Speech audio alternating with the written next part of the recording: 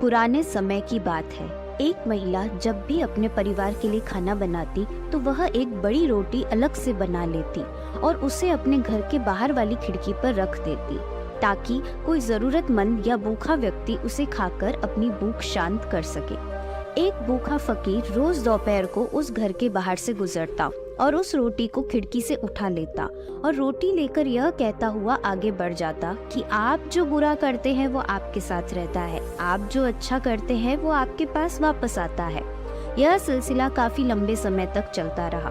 वह औरत रोज खिड़की पर रोटी रख देती और वह बूढ़ा फकीर रोज आता, रोटी लेता और हर रोज वही एक शब्द कि आप जो बुरा करते हैं वो आपके साथ रहता है, आप जो अच्छा करते हैं वो आपके पास वापस आता है, दोहराता हुआ वहाँ से चला जाता। उस फकीर के मुंह से एक ही शब्द रोज सुनते सुनते वो औरत परेशान हो गई।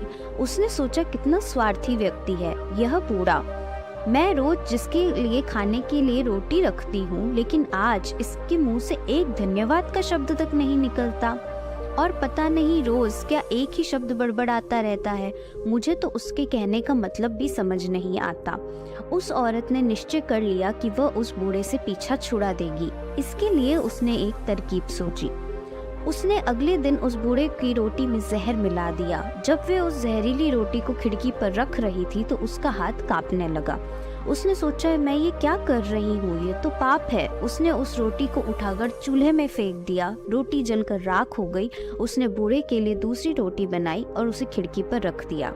हमेशा की तरह बूढ़ा आया, रोटी उठाई और शब्दों को बुदबुदाया। आप जो बुरा करते हैं वो आपके साथ रहता है, आप जो अच्छा करते हैं वो आपके पास वापस आता है। महिला के मन में चल रहे युद्ध ने अनजान वह बूढ़ा फकीर अपने रास्ते पर आगे बढ़ गया। हर दिन जब वह महिला खिड़की पर रोटी रखती थी तो अपने बेटे के लिए प्रार्थना करती थी, जो अपने काम की तलाश में एक दूर नगर में गया था। कई महीने गुजर गए लेकिन उसे अपने बेटे की कोई खबर नहीं मिली थी। वह रोज उसकी सुरक्षित वापस लौटने की प्रार्थना करती थी। उस शाम उसके दरवाजे पर दस्तक हुई। जैसे ही उसने दरवाजा खोला वह अपने बेटे को दरवाजे पे खड़ा देखकर हैरान रह गई।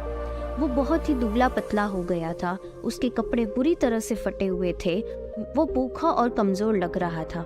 जैसे ही उसने अपनी माँ को देखा उसने कहा, माँ यह एक चमत्कार है कि मैं यहाँ जीवित खड़ा हूँ। जब मैं सिर्फ 1 मील दूर था तो भूख के मारे मैं इतना कमजोर और व्याकुल था कि मैं चक्कर खाकर गिर पड़ा।